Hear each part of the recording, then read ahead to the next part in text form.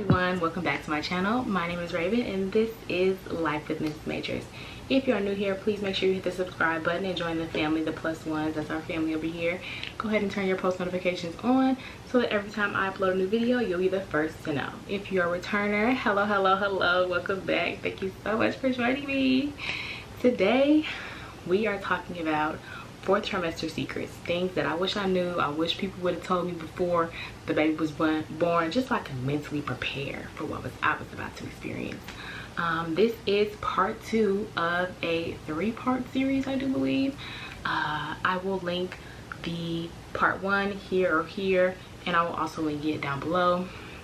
Please make sure you go check it out. If you know any new moms or new parents that are about to enter their 4th trimester, please go ahead and share this video with them so that they can just be aware of things they're about to experience.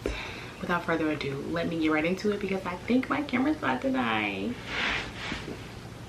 Okay, so let's see. I guess I'll just continue. I was on number 6 before. Number 7, the umbilical cord stinks. Nobody told me that. Nobody told me that. It smells really bad.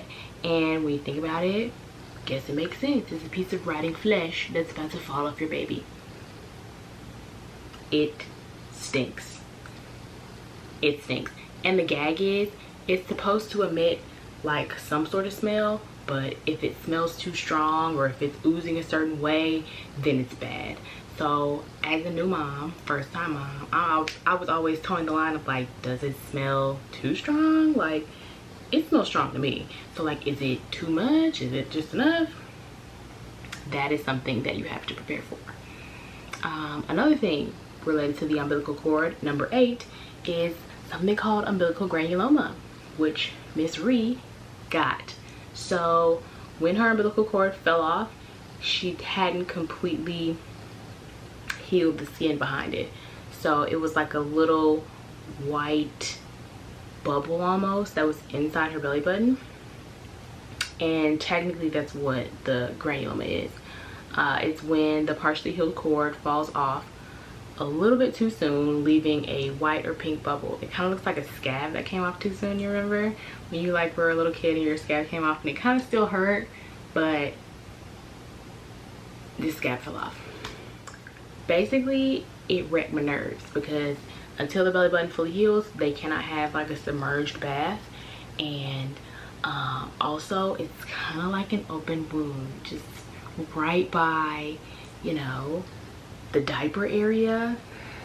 Alarming.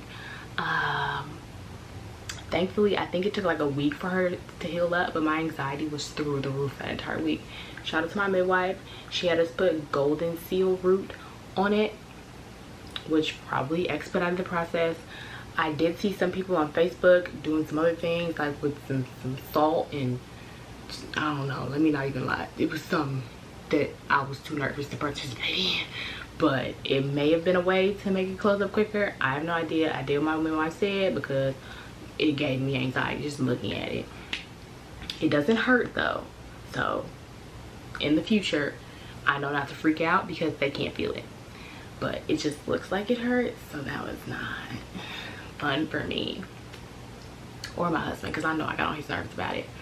Number 9, postpartum bleeding can stop and then start up again,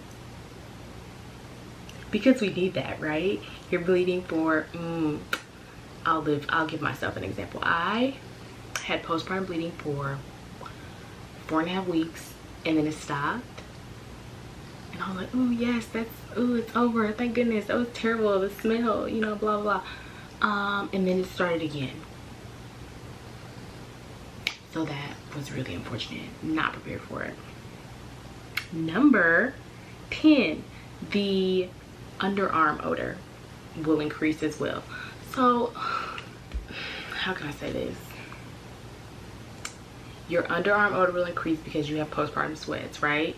I'll make that number 10. So number 10 will be postpartum sweats. No one really explained to me how bad that is. I was already a kind of sweaty person, and yeah, who knew it could get worse? It did.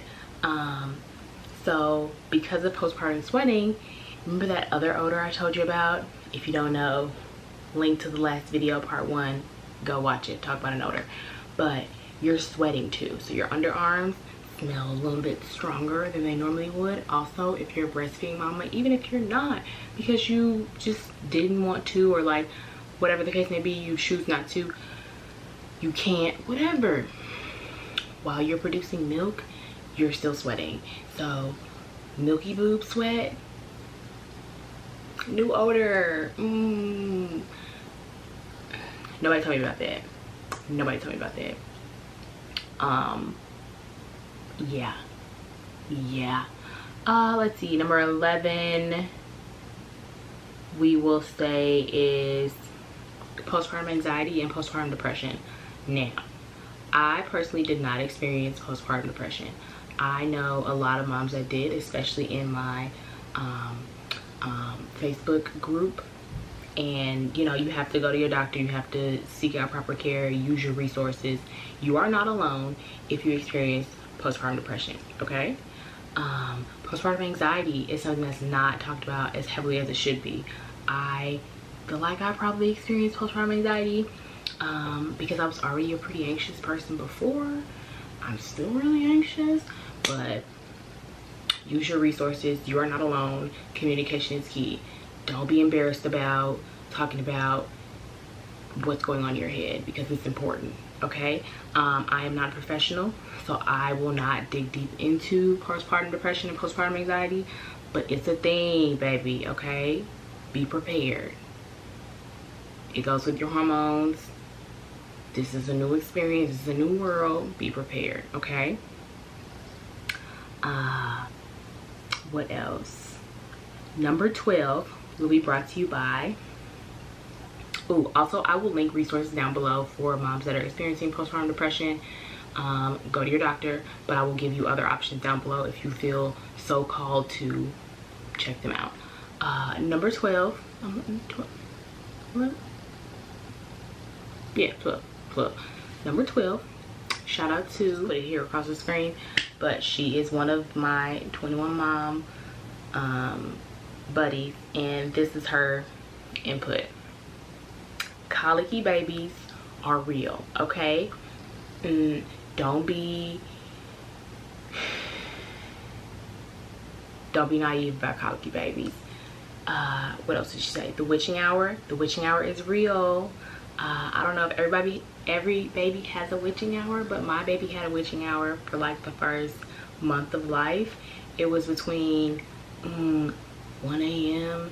and witching hours, 1 a.m. and like 4 a.m. During her first 2 weeks, she was learning how to poop, and so that was when we had our biggest bowel movement, was between 1 a.m. and 4 a.m. and pooping's weird when you first start, I guess, so we screamed through it, and there was nothing that could be done. She just screamed and cried during those hours, and then afterward we were just wide awake. So witching hour, be prepared, it's real. What else did she say? That was it. So here we are. We have done another 6 things from the 4th trimester, 6 4th trimester hidden secrets that nobody told us about or nobody stressed enough. We're at the end of another video. The next video will have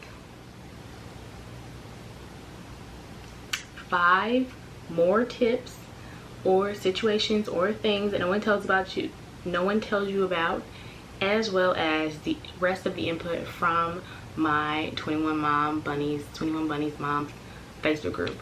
So if you made it to this point in the video, thank you so much for watching.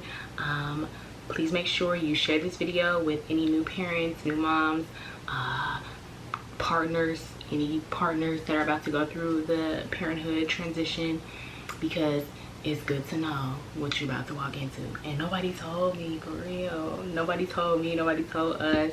So let me be the one to let you know. Be prepared.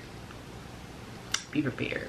Again, thank you so much for watching, and I will see you in my next video.